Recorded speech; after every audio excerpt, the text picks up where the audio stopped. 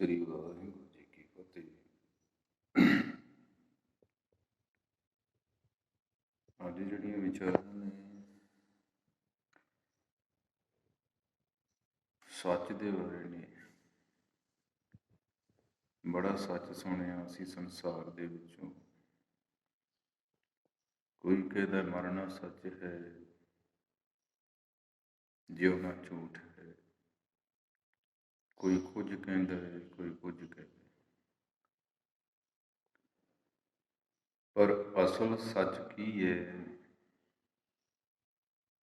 ਇਹ ਸੰਸਾਰ ਦੀ ਪਹੁੰਚ ਤੋਂ ਬਹੁਤ ਦੂਰ ਹੈ।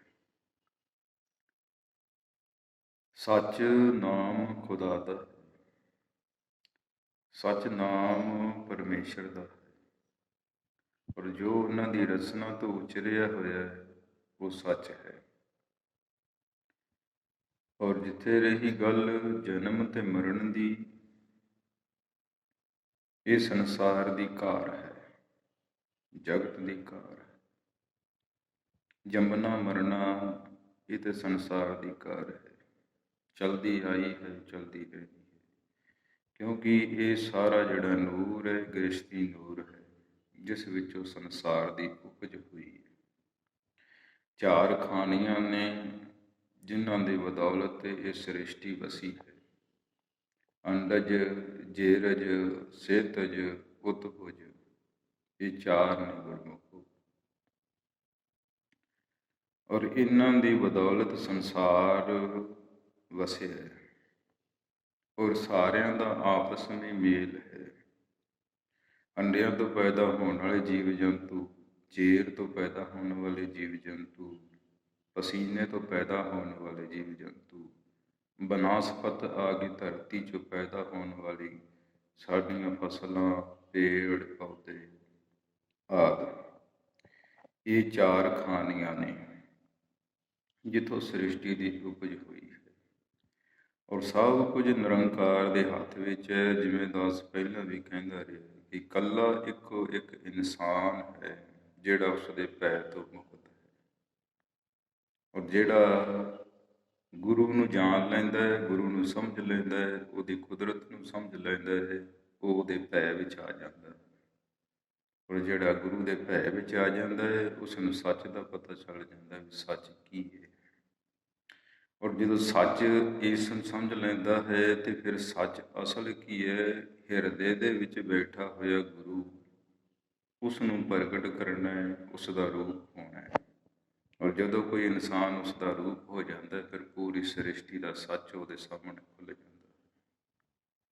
ਜੰਮਣਾ ਮਰਨਾ ਕਾਰ ਹੈ, ਚਲਦੀ ਆਈ ਹੈ, ਚਲਦੀ ਰਹਿਣੀ। ਇਹ ਇਨਸਾਨ ਦੇ ਹੱਥ ਵਿੱਚ ਹੈ। ਇਨਸਾਨ ਦਾ ਜੰਮਣਾ ਵੀ ਤੇ ਮਰਨਾ ਵੀ ਇਨਸਾਨ ਦੇ ਹੱਥ ਵਿੱਚ ਹੈ। ਇਹ ਜਿਹੜਾ ਸਰੀਰ ਹੈ ਨਾ ਗੁਰਮੁਖੋ, ਇਹ ਅੰਨ ਦੀ ਦੇਹ ਹੈ।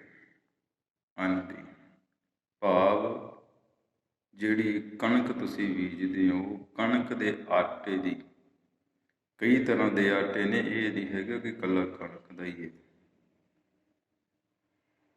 ਗੁਰਮੁਖੋ ਇਹ ਅੰਨ ਦੀ ਦੇਹ ਹੈ, ਇਸ ਵਿੱਚ ਅੰਨ ਹੀ ਸਮਾਵੇ ਤਾਂ ਹੀ ਇਸ ਦਾ ਜੀਵਨ ਹੈ। ਔਰ ਅੰਨ ਖਾਣ ਨਾਲ ਹੀ ਇਨਸਾਨ ਦੀ ਜਿਹੜੀ ਬੁੱਧ ਹੈ ਉਹ ਸਮਾਨਿਆ ਰਹੇਗੀ, ਸ਼ੈਤਾਨ ਨਹੀਂ ਬਣੇਗੀ। ਔਰ ਸ਼ੈਤਾਨ ਬੁੱਧ ਉਸ ਦੀ ਬਣਦੀ ਹੈ ਜੋ ਸੰਸਾਰ ਦੀਆਂ ਕੂੜ ਵਸਤੂਆਂ ਨੂੰ ਛਕਦੇ ਨੇ। ਕਿਉਂਕਿ ਇਹ ਇਨਸਾਨ ਕਈ ਰੂਪਾਂ ਦੇ ਵਿੱਚ ਹੈ। ਦੇਵ ਬੁੱਧ ਆ ਗਈ, ਰਾਕਸ਼ ਬੁੱਧ ਆ ਗਈ, ਬਥੇਰੀਆਂ ਬੁੱਧਾਂ ਨੇ ਗੁਰਮੁਖੋ ਜਿਸ ਵਿੱਚ ਇਨਸਾਨ ਦਾ ਜੀਵਨ ਹੈ। ਸਾਡੀ ਚੇਤਨਾ ਕਿਸ ਤਰਫ ਹੈ, ਅਸੀਂ ਕਿਸ ਦੇ ਦਾਇਰੇ ਦੇ ਵਿੱਚ ਹਾਂ, ਇਸ ਦੀ ਸਮਝ ਸਾਨੂੰ ਹੋਣੀ ਜ਼ਰੂਰੀ ਹੈ। ਔਰ ਇਹ ਸਮਝ ਸਿਰਫ ਗੁਰੂ ਦੇ ਪਿਆਰਿਆਂ ਕੋਲੇ ਹੁੰਦੀ ਹੈ ਜਿਨ੍ਹਾਂ ਨੇ ਗੁਰੂ ਨੂੰ ਜਾਣਿਆ ਹੈ। ਅਫਸੋਸ ਤੇ ਇਸ ਗੱਲ ਦੀ ਹੈ ਕਿ ਸੰਸਾਰ ਵਿੱਚ ਗੁਰੂ ਦੇ ਪਿਆਰਿਆਂ ਦੀ ਬੜੀ ਕਮੀ ਹੈ, ਬੜੀ ਕਮੀ ਹੈ।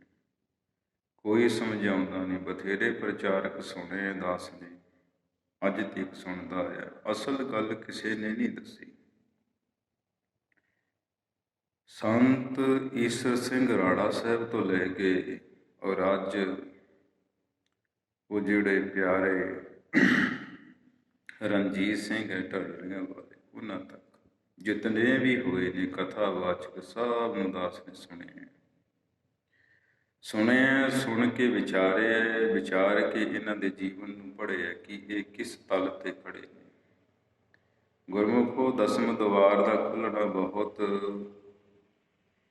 ਕਿਰਪਾਦਾਇਕ ਹੁੰਦਾ ਹੈ, ਜਿਸ ਦਾ ਦਸਮ ਖੁੱਲ੍ਹ ਜਾਵੇ, ਔਰ ਬੜੇ ਭਾਗਾਂ ਵਾਲਾ ਹੁੰਦਾ ਹੈ ਉਹ ਇਨਸਾਨ ਜਿਸ ਦਾ ਦਸਮ ਦੁਆਰ ਖੁੱਲ੍ਹ ਜਾਵੇ, ਕਿਉਂਕਿ ਉਸ ਨੂੰ ਜੀਵਨ ਦੀ ਸੋਝੀ ਹੋ ਜਾਂਦੀ ਹੈ, ਆਪਣੇ ਬੀਤੇ ਹੋਏ ਦੀ ਵੀ ਤੇ ਆਉਣ ਵਾਲੇ ਦੀ, ਜਿਸ ਦਾ ਦਸਮ ਖੁੱਲ੍ਹ ਜਾਂਦਾ, ਬ੍ਰਹਮ ਵਿੱਚ ਚਲਿਆ ਜਾਂਦਾ। ਜਿਵੇਂ ਦਾਸ ਨੇ ਪਹਿਲਾਂ ਵਾਲੀ ਵੀਡੀਓ ਵਿੱਚ ਦੱਸਿਆ ਹੈ ਕਿ ਪਹਿਲੀ ਪੌੜੀ ਬ੍ਰਹਮ ਦੀ ਕਰਤੇ ਪੁਰਖ ਦੀ ਹੈ, ਔਰ ਦੂਸਰੀ ਹੈਗੀ ਅਕਾਲ ਪੁਰਖ ਦੀ, ਔਰ ਤੀਸਰੀ ਨਿਰੰਕਾਰ ਦੀ ਹੈ।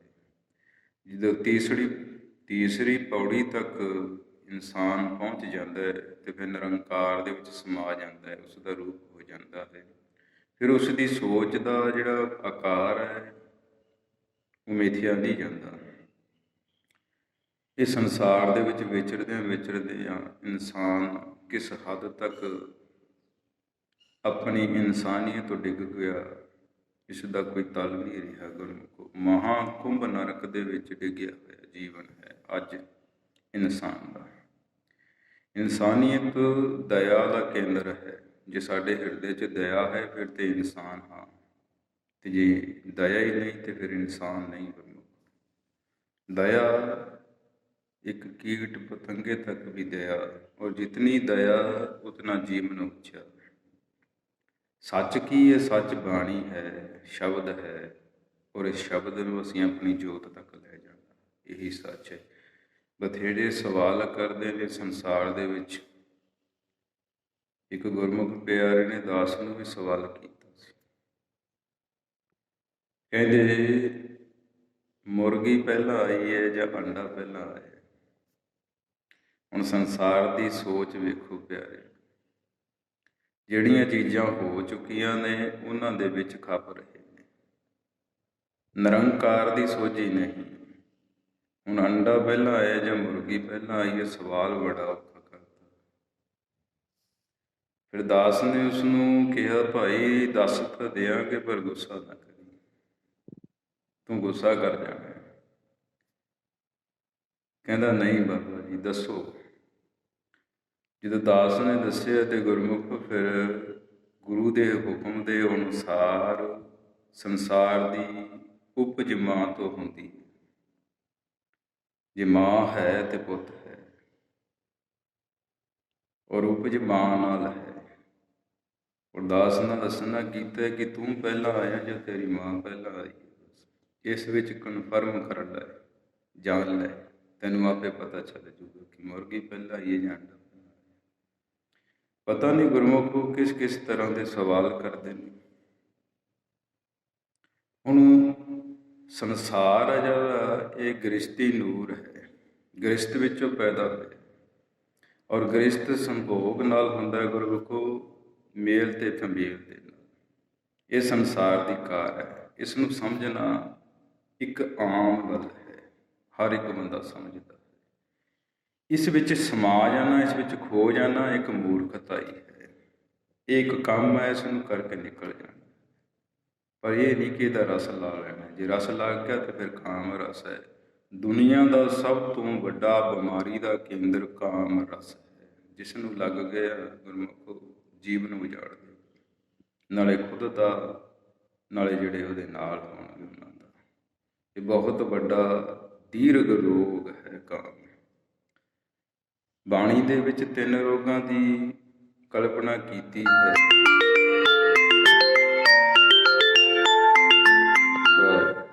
ਧੰਨ ਗੁਰੂ ਨਾਨਕ, ਧੰਨ ਗੁਰੂ ਨਾਨਕ। 3 ਰੋਗਾਂ ਦੀ ਬਾਣੀ ਦੇ ਵਿੱਚ ਉਚਾਰਨਾ ਕੀਤੀ ਹੈ। ਚਲੋ ਅਗਲੀ ਵੀਡੀਓ ਦੇ ਵਿੱਚ ਤੁਹਾਨੂੰ ਇਹ ਸਭ ਦੱਸਾਂਗੇ, ਕਿਉਂਕਿ ਜਦੋਂ ਰਸ ਟੁੱਟ ਜਾਵੇ ਉਦੋਂ ਫਿਰ ਆਨੰਦ ਨਹੀਂ ਬਣਦਾ। ਇਹ ਬਿਮਾਰੀਆਂ ਨੇ, ਕਿਤੇ ਖੁੱਲ੍ਹਾ ਪੜਾ ਸਜੇ ਫਿਰ ਆਨੰਦ ਬਣਦਾ ਹੈ। ਇਤਨੀ ਹਾਜ਼ਰੀ ਪ੍ਰਵਾਨ ਕਰਿਓ। ਵਾਹਿਗੁਰੂ ਜੀ ਕਾ ਖਾਲਸਾ, ਸ੍ਰੀ ਵਾਹਿਗੁਰੂ ਜੀ ਕੀ ਫਤਿਹ।